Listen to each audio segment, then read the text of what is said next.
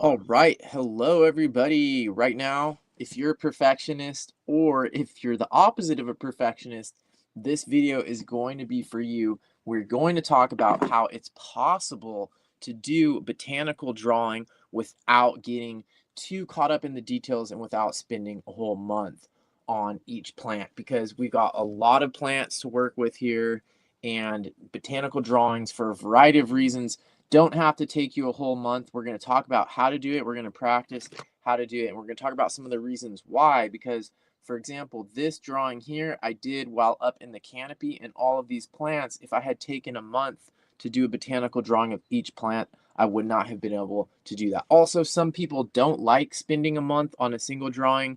So if that's you, or if you have issues around perfectionism or procrastination, then this will be a great video for you. So let's dive right in. And the first thing I'm going to talk about is why it's important to be able to do botanical illustrations and botanical drawings without spending forever. And the first reason is if you're out in nature in the real world, you might not have time to spend forever. So that is a really important one. Also, personality wise, some of us don't want to spend that much time. Some of us get issues around procrastination and perfectionism. So we need to be able to work faster. And so that's what we're going to do right now. And I'm going to show you a couple techniques that have helped me a lot and have helped me be able to develop a style where I can do these faster illustrations in the field and get almost 80% of what I need. So one concept that I think is important is this concept of 80%. And if you can do an illustration quickly, that's 80% as good as an illustration that took a month. That is really powerful. And so those are some of the techniques we're going to practice today. And the first thing I'm going to, first couple of tricks I'm going to teach you are around choice of subject. So there's certain plants that are going to be a real pain in the butt no matter what, and we're not even going to deal with those. So here is an example. You can see this plant has very, very fine leaves. These are, the term used in botany is dissected. So these are highly dissected, very fine leaves, and these are a pain in the butt to draw. So knowing that, you can either choose to attack this very challenging subject. Well, a helicopter is flying by very low. You can choose to attack it, or like we're going to do today, you can just say, I'm not even going to deal with this because this is going to be a real pain in the butt. There might be other techniques that could be shortcuts for dealing with this kind of a subject. So these finely dissected leaves like this are going to be extremely challenging. So it's good to know that this is objectively hard to draw. So another version of that, these leaves are slightly less dissected. So this is fennel, Feniculum vulgare, a very common plant in the Apiaceae, which is the celery family. A lot of them have these finely dissected leaves. Here is another member of that family that would also be challenging to draw, but you can see these leaves aren't as finely dissected. So this would actually, we would be able to deal with this using the approach we're using today, but we wouldn't want to draw a very large subject because that's still a lot of complexity. Also, this has white flowers. So white flowers are another one of those things that is objectively hard to draw. So sometimes, especially if you're trying to do botanical drawing and you're a recovering perfectionist, you might not want to deal with white subjects because we're going to be doing ink and watercolor. Another example of dissected leaves, but this is getting even a little bit easier, are these ones from this California poppy. So this is in the Papaveraceae, a different family, but it also has dissected leaves. And you can see they're complicated, but not as complicated as the fennel. So this would be approachable, and especially using watercolor, for example, and not drawing an outline around all of these leaves, that would be a great approach for this one. Some things that are going to also be challenging, I'll show one last example of objectively hard to draw, is things that have very perfect symmetry. So if you look at this right here, this has very precise symmetry, and drawing precise symmetry is always hard. And unfortunately, it's also important because there are certain things that we don't need to show perfectly in our botanical drawings, and there's other things that are very important. And when it comes to the geometry of flowers, that's actually really important. So what you can see is that this pomegranate flower, when it's in different perspective, it can actually be really challenging to draw because it's geometrically precise. So let me just give you an example of something that's not objectively hard to draw, and that would be this Ficus carica, which is the Eurasian fig. So this has leaves that are broad. They have a certain amount of bilateral symmetry, but it's something that you could fudge. And you'll see that some of the leaves aren't even perfectly symmetrical. So this is the kind of subject that is objectively not hard to draw. If you look at the fruit, they're also not perfectly symmetrical. They don't have any kind of crazy geometry. It's not a pine cone. It's not a pineapple. This is the kind of subject that is objectively easier to draw. So the only thing here is we're going to want to flatten it. And that's how we're going to get into our first little practice and our first exercise and our first tip. So if you're a recovering perfectionist and you want to get into botanical drawing, but you're a little bit afraid, one place to start might be with pressing plants. And by pressing plants, you can get a lot of the fun, and you can deal with some of these very hard to draw subjects, such as this cilantro or this fennel, things like this California poppy. You could press those and then later use them in a nature journal, for example, and not have to deal with drawing the complexity. But another benefit of pressing flowers is you actually learn a lot about presentation. So you can see here that this salvia has been flattened through the pressing process. And this would be a really good thing to draw from because it's already been sort of simplified. So practicing pressing plants can teach you a lot that will help you out with your faster botanical drawings. So for example, with this fig right here, one thing that I would do before I start drawing it is I would take my scissors and I would start to flatten this out the same way that I would with a pressed plant. So I'm going to try to make this into more of a two-dimensional plant and think about what are the leaves I want to draw and what are the leaves I don't want to draw. So I'm going to cut some of these off.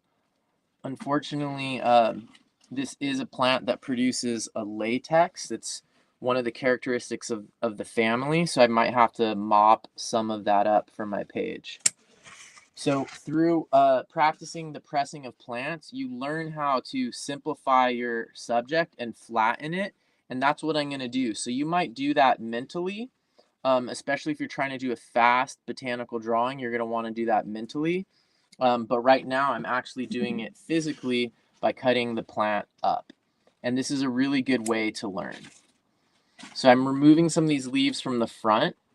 This is something that you're going to have to do in your mind in the field, but right now I'm doing it with the real life subject here. So look at the way this looks now. Do you see what I just did? There are some ants running around. So now I have something that I can draw from, and we're going to use this for our, I think we'll use this for our first exercise, but maybe we'll use one of the leaves that I just threw away. But look at what I have here now. Do you see how this is much more simplified? And you can also, in your notes next to your drawing, you can say that some of the leaves were removed for clarity. And if you've ever looked at science illustrations before, you've probably seen those words that, you know, oh, the rib cage was removed for clarity, because if you're looking at the internal organs or certain muscles, you might have to remove other muscles or organs or bones from the illustration to make it clear, to show what you're trying to show. And that's what we did with this fig right here. So you can see that even by practicing that, you're training yourself to do better illustrations. So we're going to do a blind contour drawing here in a second. But first, I'm going to talk a little bit about the supplies that I think are good, especially for people who are recovering perfectionists. So first of all, I'm going to recommend not using graphite basically at all. So graphite is really, really good for procrastinating and for perfectionists to never get anything done because you can spend forever trying to make things perfect. But if you start with ink, you're not going to have that problem. So some of the ones that I'm going to recommend are different types of brush pens.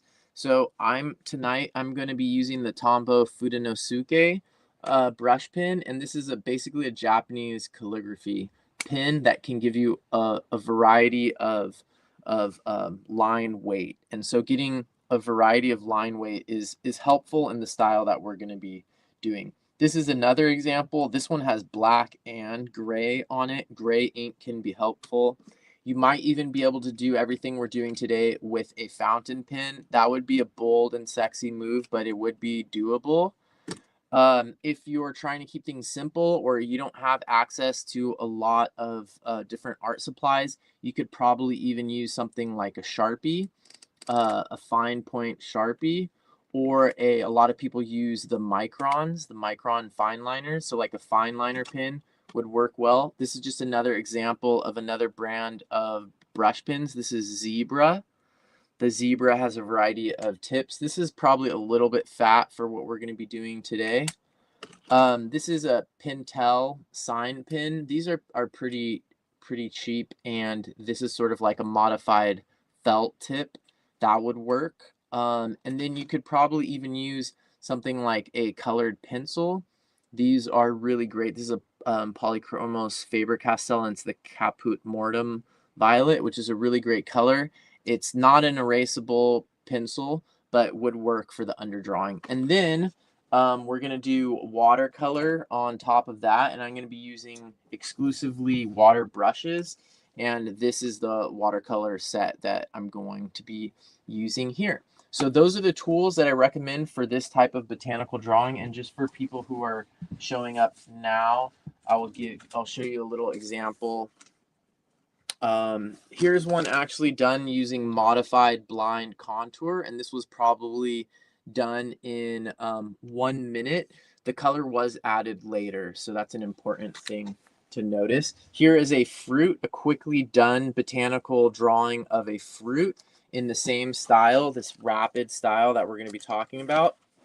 Here's another example. This illustration of this fig branch and leaves and fruit was done while up in a tree. So I didn't have that much time. And that's one of the practical reasons why being able to do these botanical drawings quickly is really helpful. So the first thing we're going to do is going to look a little bit like this. These are blind contour drawings of a plant.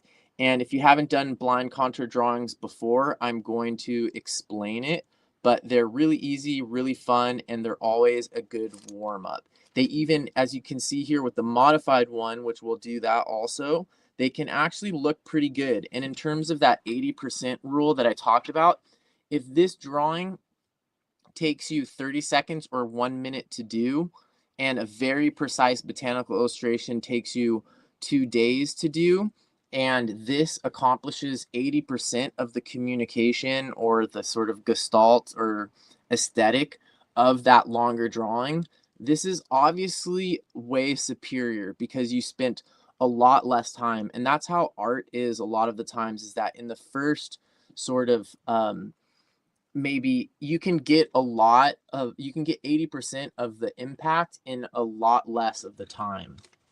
So that's what we're going to practice right now, and we're going to start with this leaf right here and do a blind contour drawing. Actually, we'll start with this here.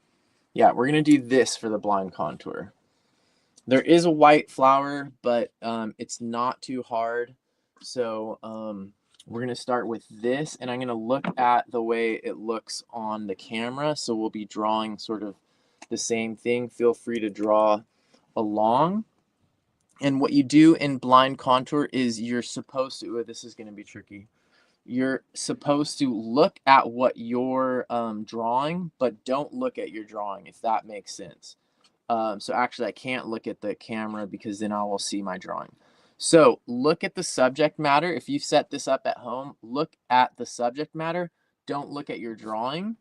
And so I'm going to start right now, and I'm only going to look at the plant. I'm not going to look at my drawing. So what happens is you have to usually keep your pen attached to the paper, or else you'll lose your place. And it's okay if things don't line up, especially like with this kind of plant that has this long stem. I'm probably not going to line up properly with the other side. So there you can see an example. That's one blind contour. I'm going to write blind contour so I don't think later when I'm looking at this that my drawing has suddenly deteriorated a massive amount.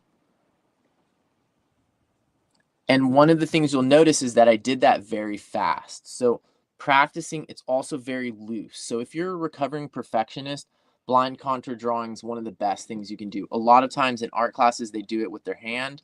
So just to sort of model that quickly, I would hold my hand right here, and then over here I would try to draw my hand.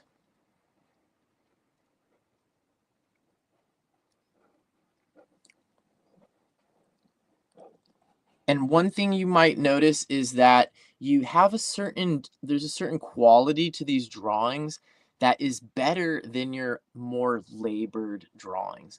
These are more free. There's a certain amount of flow and boldness to these that might be lacking in your other drawings if you're a perfectionist.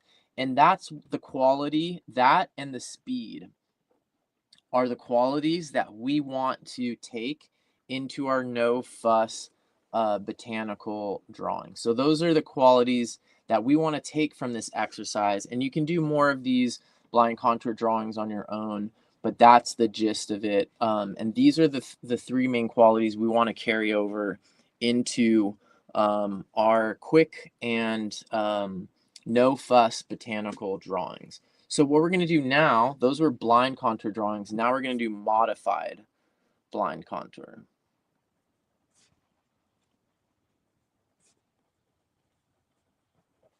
So you can work from this image of this plant here, or if you have something at home, that would be great too.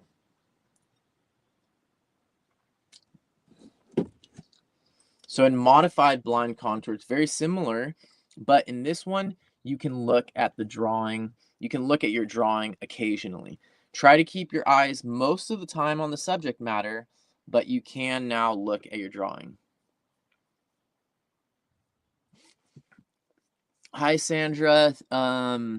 Thanks for joining in. And hi, Terry. Thanks for joining in. So this is a common sentiment from Sandrastic, Countess of Chaos. Very dramatic name there, by the way.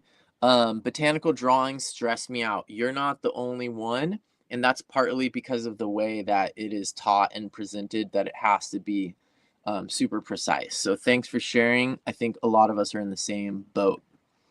Terry, this is also a very interesting comment. Thanks for joining in and thanks for sharing. I have a similar experience. A lot of times on my own, I won't do blind contour drawing, but if it's part of a class that I'm teaching, I will, and I'm always glad when I do, just like what you're saying. So I can relate to that statement as well. Thanks for sharing. There's a lot to be learned from it, and I think these three attributes right here are all things that can make our a lot of our drawing and art better, especially our botanical drawing.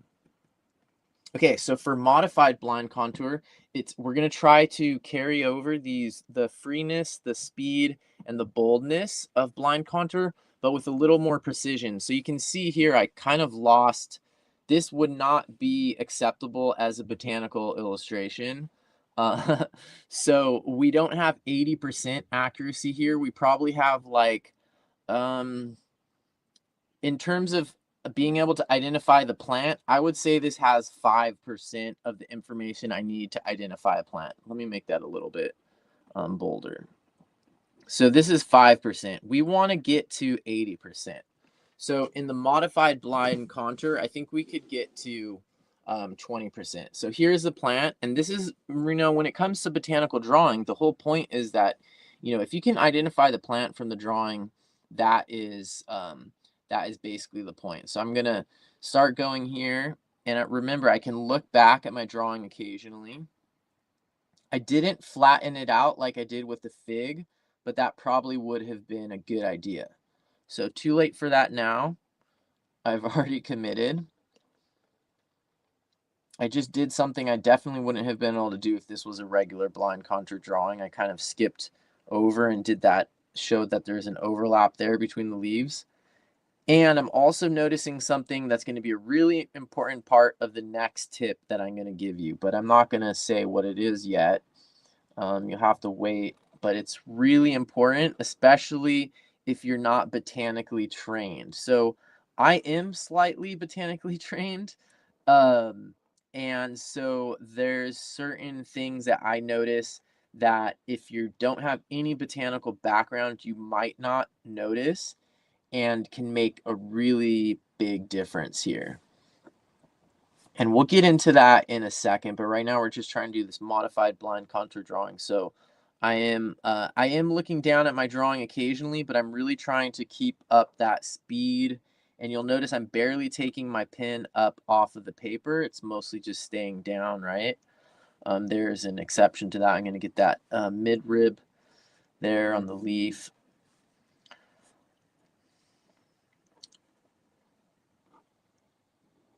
And these are really fun to color too. So if you saw those ones I showed earlier, you can do blind contour and modified blind contour and then paint them afterwards. And even this one that was really funky, you can see that it actually looks really cool once you paint it. And this probably, speaking of the percentage, I would say with this drawing right here, I have 5%. Maybe a little bit more. I'm going to actually say 7% of the information. I could almost identify this plant with that information there. And then with this down here, especially with this close-up, I would say this is already probably at 75 or 80%. So just to be conservative, I'm going to say 75%. This drawing, if you showed it to a botanist, I bet you they would have a 75% chance of accurately identifying this species. This is a type of canna lily. I think it's Canna edulis. So I bet you a botanist would have a 75% chance of identifying this species based on this drawing. However, you could probably spend 7 hours drawing the same plant and only increase this percentage by like 5%.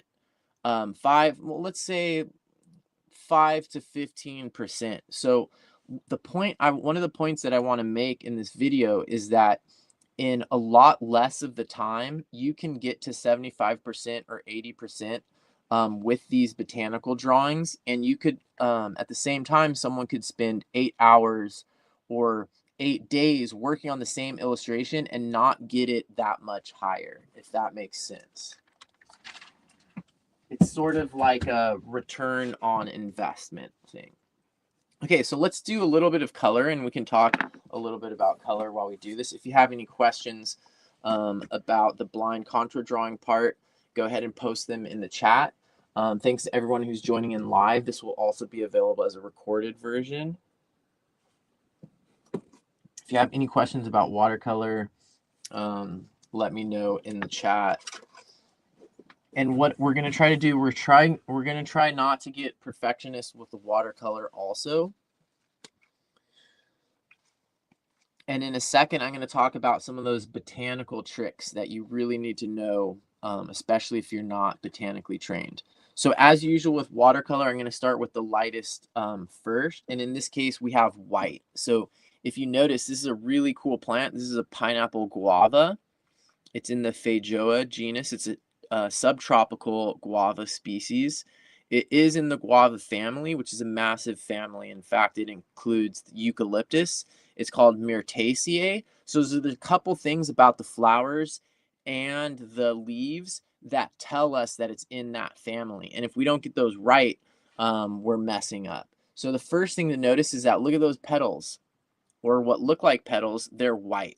And so white is a pain in the butt when you're working with watercolor. So what I'm actually going to do and this is something that can be added to botanical illustrations, is I'm going to write white instead of having to draw it since I'm working with white paper, just to be extra clear. And then I'm going to put the word petals, but just in case they're not petals, because nature can be deceiving, I'm going to put quotation marks around the word petals. Okay, I think I want my slow flowing. Actually, no, I'm going to use my fast flowing one. So there is a little bit of yellow here on the tips of the anthers. I'm not sure if you can see that, or they're not the tips of the anthers. They are the anthers on the stamens. Okay, so let's get a couple little yellow things in there. There is a little bit of pink I'm noticing on the petals, what I think are petals where they're folded over. So I'll get one of those. And then this is all this sort of red color.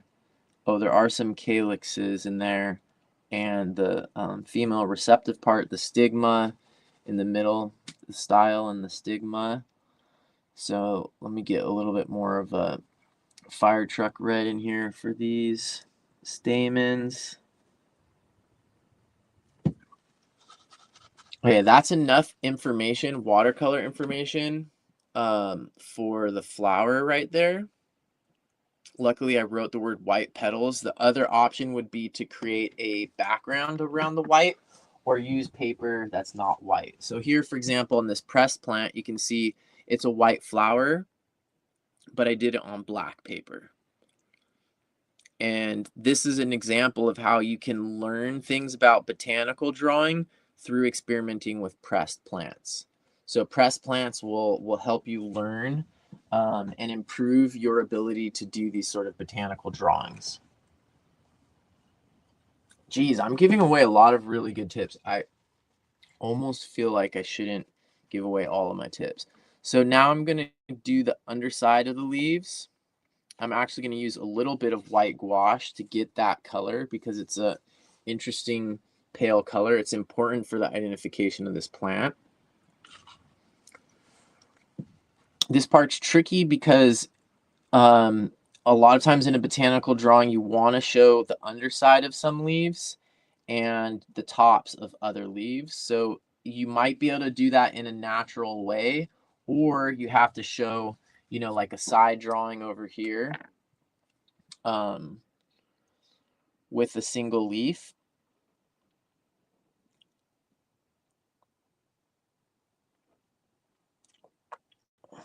Venation looks opposite. And then over here, do the, I mean, that sort of shows it, but I'll write under.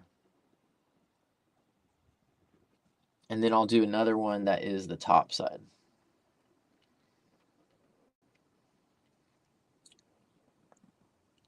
The venation is also different. It's a little bit finer on the top.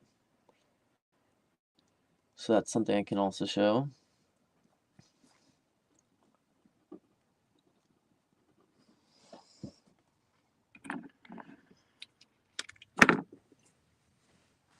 Okay, now I'm going to do the color on the top.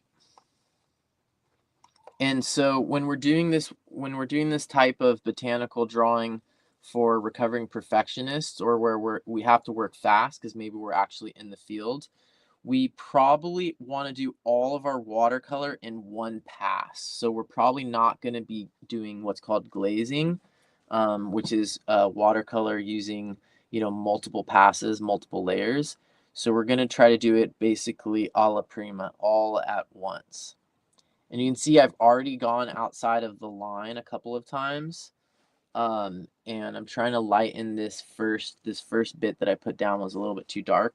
So I'm sort of fudging around and doing things that the perfectionist part of me would go crazy about. But what you can see is that in 30 seconds, I did 75% of the information that I need from the color. And so if we're 75% of the way there, and we only used like 20% or less of the time that it would take us to do a more drawn out OCD botanical illustration, that to me is a really good return on investment. So now I'm going to do the underside of the leaf there, pale, and the top side of the leaf, the darker color. I have a whole, if you need help with color mixing, I have a whole color mixing class on my Skillshare. Definitely recommend practicing color mixing in a diligent way because you'll get a lot better at it. So look at that. I would say we have right now, I would say this is over 80%. Um, uh, a botanist would be able to identify this plant to the species from this drawing, in my opinion. And we spent a very small amount of time doing it. So that is really, really impressive, in my opinion, and really, what's the word? Really hope inducing. So you don't need to like freak out, especially if you don't start with something like this. Knowing that this is a objectively hard thing to draw is going to help you. But with these tips and sort of understanding modified blind contour, you could get, I would say, yeah, like a 80% of the information needed to identify the plant, and also I would say 80% of the aesthetic information. This has, especially if it's incorporated into like a nature journal page, this has 80% of the aesthetic benefit of a more labored botanical drawing. You know, the kind of botanical drawing that you're going to be biting your fingernails, pulling out your hair, and spending 8 hours or more on. This drawing right here that was very stress-free and no fuss has 80% of the benefit of that stressful botanical drawing. So that is a good return on investment, and that's what this is um, all about. So now let's talk about some of those things that matter. And this is what Sandra is asking about. So a couple of things that we can see in this plant right here is let's start with the leaf orientation. So I got it in here in the drawing. These are opposite leaves. So the arrangement of the leaves is something you can't fudge in your drawing. So even if you're doing a blind contour drawing or a modified blind contour drawing, or a quick botanical drawing, you need to make sure you get that. And it's a little bit hard to see because this isn't a smashed plant. But if we look at our smashed plant, here's a really good example actually. Look at this plant right here. You can really see the opposite leaves. See how opposite that is? So let's just draw that as an example. You want to make sure you get that correct. Even if you're drawing quickly, you need to make sure that you're showing that both of these leaves, even though they're on opposite sides, they're originating from the same place on the stem. Because the other option in plants is alternate leaves. So even if you're doing a quick drawing, or if say you're getting like, oh, I want to get a plant tattoo, blah, blah, blah. Well, this is one of those things that really matters, and I'm going to be a punk about it, but like if you get a tattoo of a certain, it's supposed to be a salvia, and the tattoo artist makes these leaves alternate, like, you know, they're coming out like the leaves come out like this.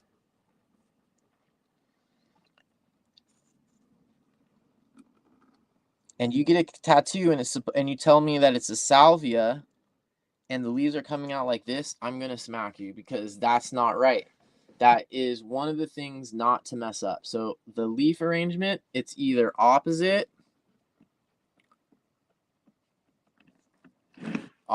sorry, can't see that, opposite, alternate. There's another version that's like in whorls, WHORLS, and that means all the leaves are coming out sort of from a single point like this, but there's like multiples of them. It's like the word whirl, like whirlpool, but with an O. So that is world. So you got to get that right, okay? That is one of the things that you can't fake. There's other things, you know, like say you mess up a little bit the edges of the leaves. That is less important, I would say, or even the leaf shape is less important than opposite, alternate, or world. And so this family, the guava family, they always have opposite leaves. Here's another member of the guava family. And as you can see, that simplifying thing I mentioned before is super important. And that's why pressing plants is going to teach you a lot, is like this is a jumble. It's really hard to understand. But if I start getting in here, cutting off pieces, maybe removing some of these leaves, I can start to see it in a more clear way. And if I start to smash it onto my paper, I can get ideas for how to illustrate it. And you can see here, this has opposite leaves as well. And look at the way the little fruit, they're going to be fruit, they're still currently flowers, are coming out from these little places in between. That's the same as this one. So if you're going to draw these properly and get a botanical illustration quickly, you need to make sure you got opposite, alternate, or world, that you don't fake that part. So that's one of the things that, especially if you don't have a background in botany, you need to try to get that part correct. The next one is going to be flower numbers and geometry. So right here I have an example from a pomegranate. And what we're going to do is we're going to look at the numbers here. So we've got 1, 2, 3, 4, 5, 6. I'm not even going to use a technical term to describe those right now. But let's see if this one has the same. 1, 2, 3, 4, 5, 6. This next one, this one has one petal left on it. So that's interesting. 1, 2, 3, 4, 5, 6. Okay, so far we counted 3 of these, and they all have 6 of these triangles. This is a part of the flower that has a consistent number. We're not going to fudge that. Does that make sense? So just like opposite, alternate, and world leaves, this is something in our drawing we don't want to fudge. However, if you look inside of here, see all of these yellow things? There is not a regular number of those. That would be called in botany numerous. And here there's numerous too. So that would be something that's fine to fudge that in your drawing. You don't need to be precise. Let's look at the petals. This one still has petals on it, and count those. 1, 2, 3, 4, 5, 6. So this plant has what's called 6-part symmetry in the flowers, and we're not going to mess with that. So this is, in fact, the plant we're going to draw next. So those are the main things. If you get those right, those are really, really important. So, are the leaves opposite or alternate? Don't fake that. The number of leaves total, you can fake or fudge. You don't have to have that precise. But the numbers of the flower parts, especially if it seems like they're regular, like this one, you can't fudge that. If you put this as 5, it's going to probably look like a different species. So we're not going to fudge that part. What we're going to do to draw this one, hi Deb. Oh, that's so lucky of you that you started studying botany in high school. I wish I had had botany classes in high school. Okay, so what I'm going to do now is I'm going to show how that sort of having these scissors is actually really helpful, and how, we learned from pressed plants. We learned some tricks from pressed plants that will carry over to our illustrations. And so what I'm going to do is I'm going to eliminate some of this unnecessary information, and I think I'm just going to cut this whole part off. Whenever you simplify something or eliminate information, that's a really tricky thing, because if you eliminate the wrong information, it might be important information. And that's where, knowing about the plants is helpful. This is going to be a little bit of a tricky one. I think I might eliminate this whole part here that's coming sort of forwards. I'll put that on the side. I might use that on the side. That's one of the choices we can make in the botanical illustrations. This one that's going straight backwards, I'm making it a little bit more two-dimensional, so I'll remove that as well. This is starting to look better already. Can you tell that this is starting to look better already? It's more simplified. This is really good right here. This one is more mature. It's already been fertilized. You can see the ovary is getting bigger there on the fruit.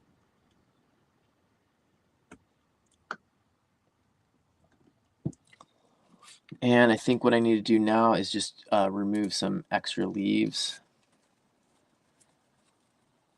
I might remove this whole branch, actually. I've got a lot of leaves up here. I want to understand the main information about how the leaves are arranged, but I don't necessarily need all of these leaves to do that.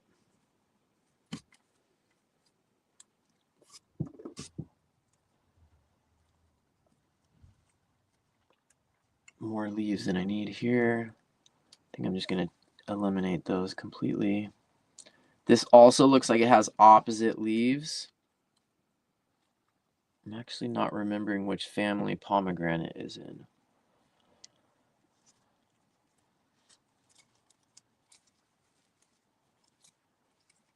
Gonna remove a few more leaves here to simplify this.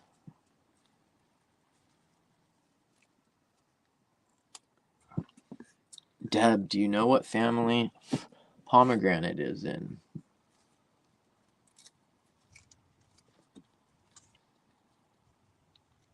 Okay. It's still a little bit complex, but we're gonna approach this and see what we can do. I'm going to use one of these here on the side for a close-up, at least one, maybe two, like that. We'll put it like something like that.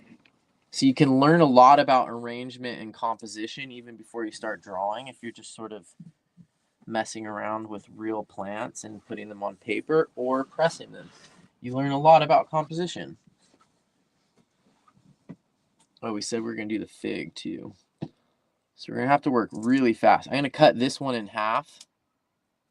Look how cool that looks.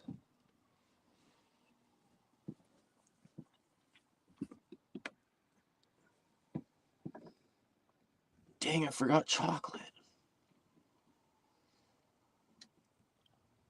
Okay, so these are our subjects. Our subjects are ready. Taking the time to sort of do what we just did, composing them, is really, really helpful.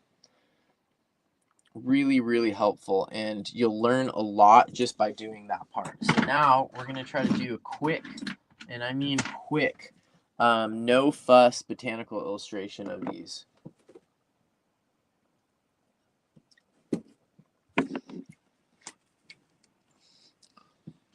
I wish it was just a little bit more flattened out that way.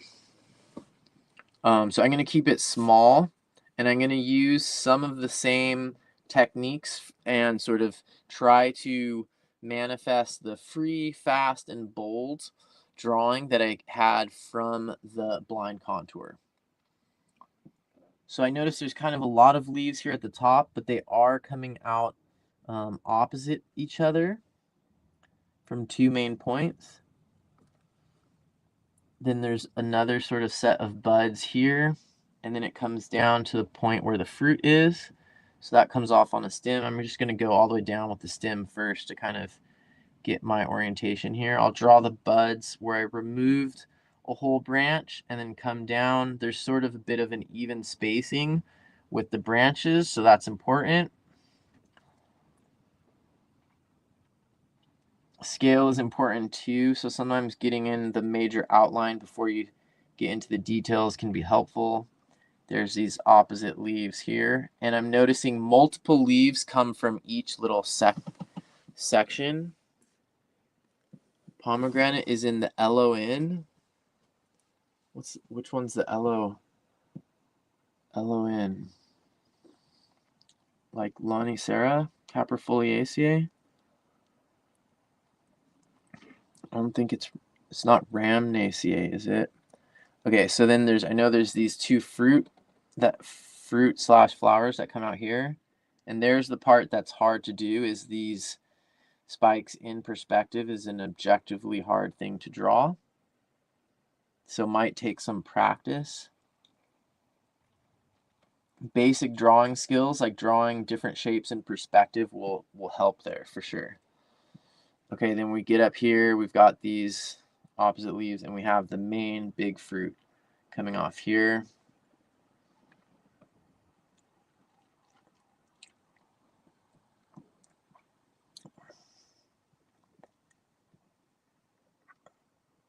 See, you can't even see the number of those little petal-like structures or sepal-like structures in this one. That's why we have these little side drawings. Loosestrife family. So that's the Locistiaceae, or what is that? Okay. So now I have these. So remember I cut these ones separate so I can draw flowers that are separate from the main thing. So I'm gonna draw the one that's the cross section.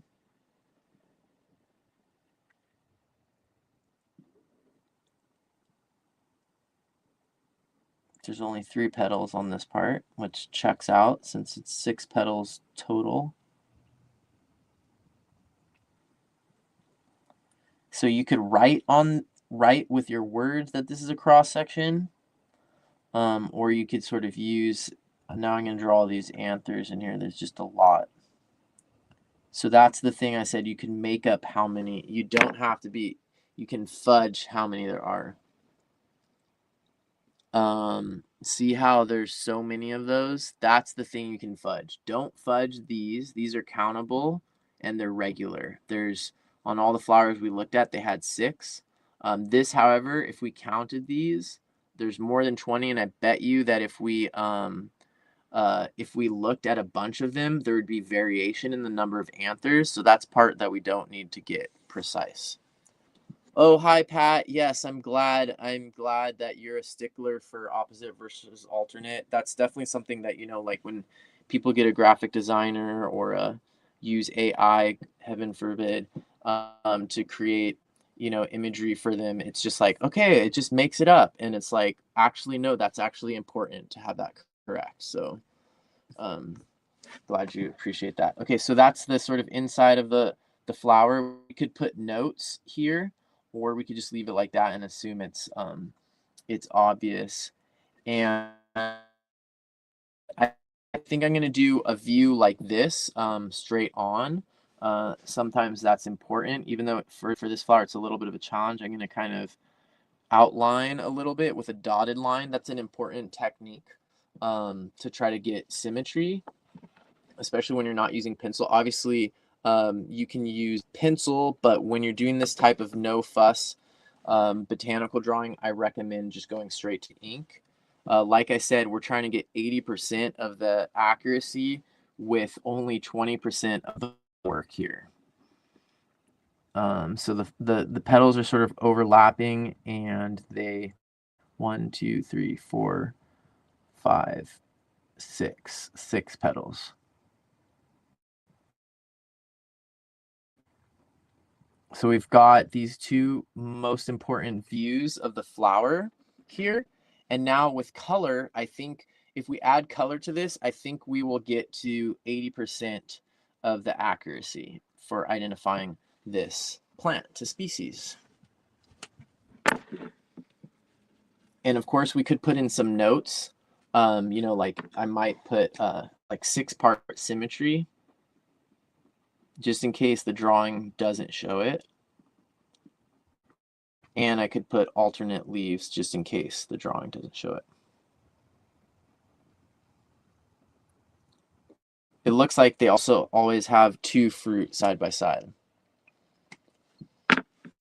That's great, Pat. Thanks for teaching people about plants. People's lives depend on plants, and they don't pay as much attention to plants as they do to like what dress people are wearing at the most recent celebrity whatever film thing, or I don't know. Okay, so we're going to try to get these colors as accurately as possible, but we also don't need to spend too much time here, remember? So I'm going to start with my palest color first and try to get a color sort of for the main stem here. Also yellow, if there's anything that has yellow, that's probably one of the first colors you want to do. And you can see I'm going outside of the lines even and not worrying about it. So I'm going to get yellow for the anthers here in the middle. There's some here. These ones have already been fertilized. They have a slightly different color. I would like to make that a little bit more precise there. So, okay, that's good.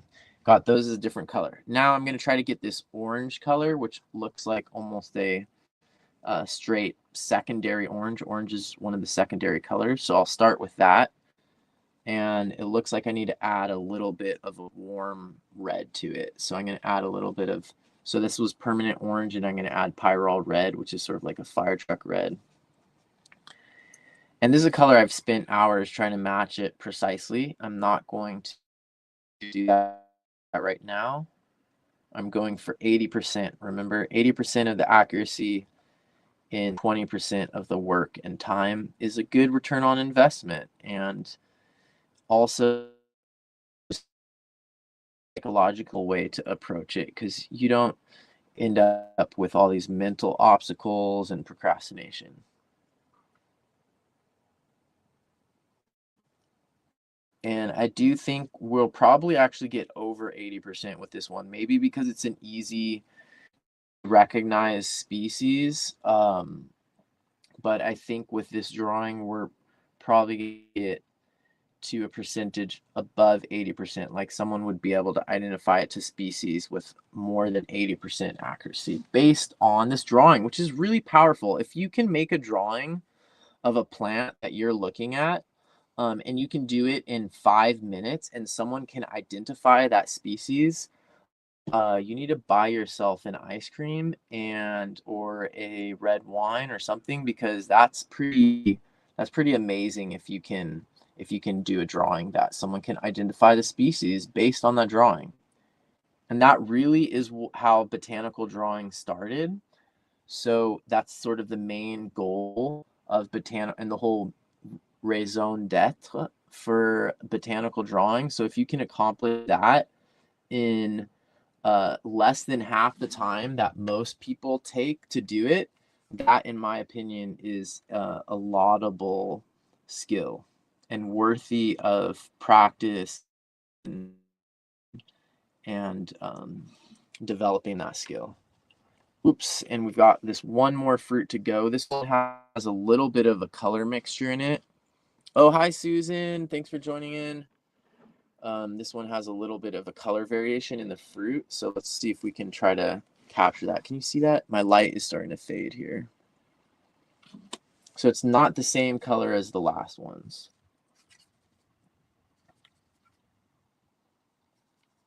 A little bit less saturated. While I'm at it, I said we're not going to do glazing. But since this first layer already dried, I can go back in here and do another layer with the watercolor to show a little bit more sort of variation and depth here. And let's get this one.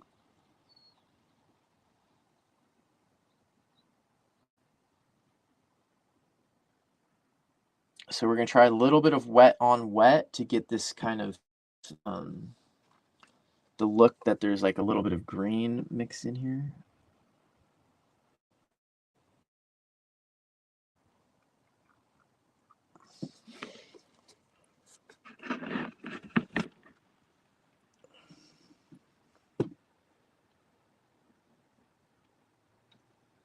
Not the best wet on wet that I've ever done, but I would say we're over 80%. Yes, good job, everybody.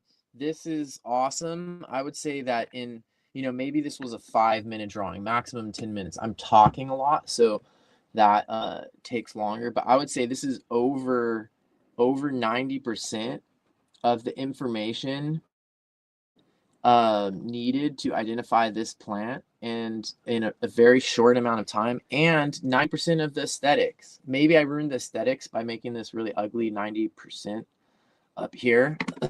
But I would say this drawing has, whoa. I would say this drawing right here has 90% of the aesthetics of a labored, laborious, drawn out, stressful botanical drawing that, I'm biting my teeth and I'm spending 8 hours on.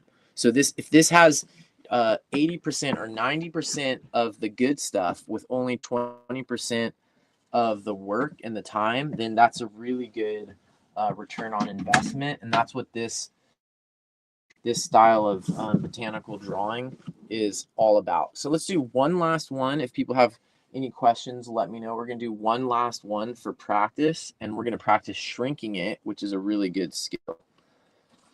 If you were working on this and I'm moving it now, remember you can always go back in the video even while it's live. You can pause it, and then you can also speed up the video on YouTube to catch up to where we're at in the live, or you can watch this over as a recorded version. So since we cut up and mutilated this fig earlier, I think we should at least draw it. The challenging thing is this one's going to be really big, and we have this small space here. So let me come up with a solution for that. Maybe I will just... Oh, another example of when it might be useful to be able to simplify your botanical drawings like this is if you're doing a phenology wheel. If you're doing a phenology wheel, you already know this is a massive amount of work. So, and you don't have very much space. So being able to simplify your botanical drawings and take care of them in a no fuss way while still retaining like 90% or 80% of the information needed to identify them, that's going to be really helpful. Like, look at these California poppies. I didn't have much space to show them there. So a phenology wheel is another place where being able to do botanical illustrations in a simplified way is going to be super helpful. All right, so this is going to be really challenging because I'm going to try to take this whole thing here and squish it into this space there. So let's see if I can. And what I'm going to try to do, remember our mantra is free, fast, and bold. All of those qualities that we had in our blind contour drawing, we want those right now. And the only like really controlled thing that I need to do is with the shrinking. And being able to shrink something or expand something, usually shrinking, when you're drawing is one of those basic drawing skills that is really, really helpful. I didn't check to see if there were any comments on Instagram. Nope, no comments. Okay, so I'm looking at it here, and I'm going to try to keep it small. This first leaf, it's not opposite leaves, so that's really important. There's the first little fruit, and then there's a bunch of stem there. So getting the stem is going to help keep me located. Sometimes I can just do little dots like that since I'm working with ink. Starting with ink is scary, especially for recovering perfectionists, but it can be really, really, really helpful. I highly recommend it. Okay, leaf shape on these is kind of important. It is a characteristic of the fig, so you know, it's famous. It's covering up Adam's like genitalia or whatever. So everybody knows what a fig leaf looks like. I think this was down a little bit further, but I'm not going to worry about it too much. Don't get scared. Keep going. And there would have been another leaf there, so I'll show that. There's a leaf under each little fruiting part, so that's an important thing to show. I'm going to show that the branch is kind of cut off there. And I'll show the other spot where I cut off the leaf. I'm also noticing there's these segments with this. So I'm going to try to draw those segments. Fruit has a belly button, so I'll try to draw that. And over here we've got another one, and it's coming off lower than this one. So these leaves are alternate, not opposite. So it's important to try to show that accurately. And then here's this one big leaf. So let's see if I can kind of get this leaf sort of to scale.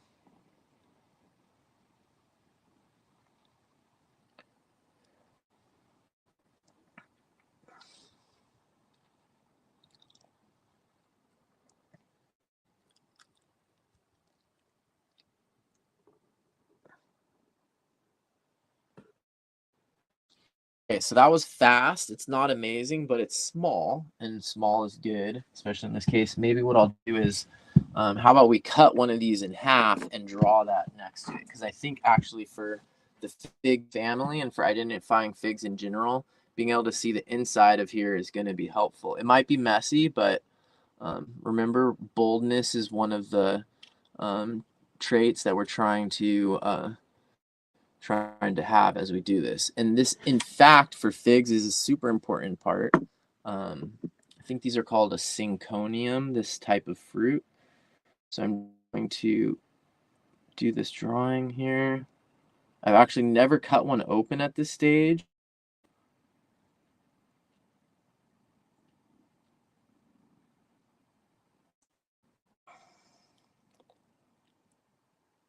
And if you're using words, words can really do a lot to describe some of what we're seeing, especially when it's things that are hard to draw. Like the inside of this is all white and there's a lot of details, and things that are all white and have a lot of details are hard to draw with watercolor. Okay, so that was super fast. I'm just gonna put some really loose veination on here. I'm not gonna try to make the veination paler because pale, narrow, precise things on top of dark backgrounds is one of the kryptonites of watercolor paintings. So if you can avoid it, avoid it. Where it's essential, come up with a workaround, because doing very pale, detailed, fine lines on top of dark backgrounds is one of the kryptonite of watercolor. Okay, so let's zoom in here a little bit for the watercolor part, but you can already see, I bet you we're already over 80% of the information needed to identify this to species. So very, very quick drawing on this fig, but I bet you a botanist would be able to, probably with over 90%, even without color. So we're just gonna put color just for fun. Because I think this is already over 90% for being able to identify this plant. Oh gosh, I can't remember what it looked like. Why did I put it away? So I'll start with this sort of a yellow color. This is why it's helpful to have yellow in your green mixing area, so you don't pollute all of your yellow. I'll get these mid ribs. I might be able to do some of the veination. And then we have a pale green, so I'll actually use chromium oxide and a little bit of white gouache. Don't watercolor, please. Little white gouache there. And where else? Probably these cut spots there. I could also show that it's dripping white latex, which would be helpful for identification. I'll just do a sort of cartoon version.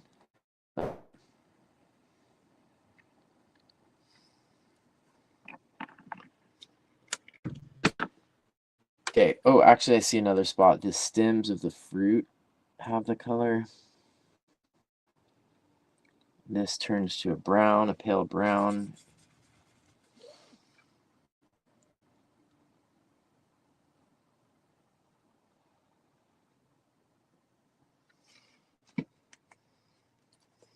Now the rest of the green is kind of like a chromium oxide mixed with the rest of the mix that's in my watercolor palette. The newer leaves are paler, so I'll start with this.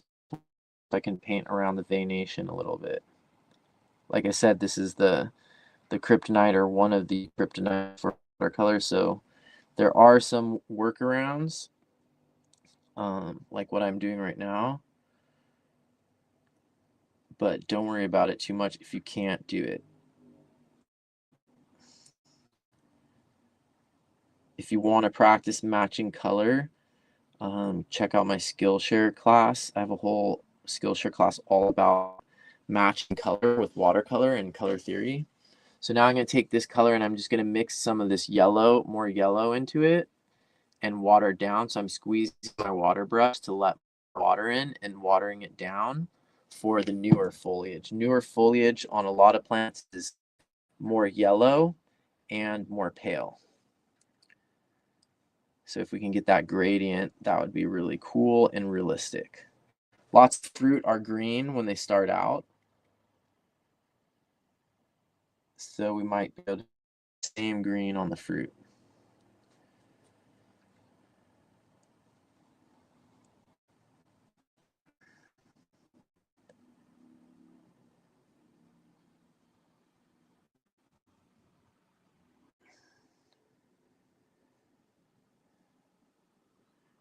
So I sort of messed up on the fruit wall. The fruit wall is a little bit thinner, but overall, I think we nailed it. And I think we got over 80%. I would say this is probably, I mean, truthfully, this is probably like, you would have to be a really bad botanist not to be able to identify this. So I'm actually going to put, and I rarely give things like such a high rating. I'm a bit of a stickler. I almost like never give the Uber drivers a 5, even though, because it's like a perfect score. You know, a perfect score. It's like, is it actually perfect, or is it like good, you know? So I would actually say this is 99% of the information needed, maybe not 99% of the aesthetic. I'm not gonna go that far or be that arrogant, but I think this drawing that didn't take us very long has 99% of the information for it to be identified.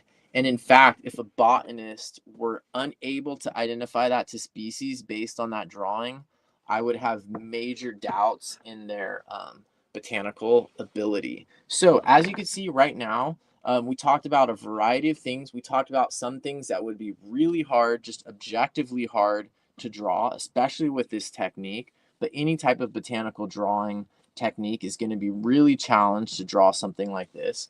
So we talked about opposite leaves and alternate leaves, and what are the other important things to show. Like with this flower, unlike the other one, this has 5-part symmetry. So see, that's something you don't want to mess up.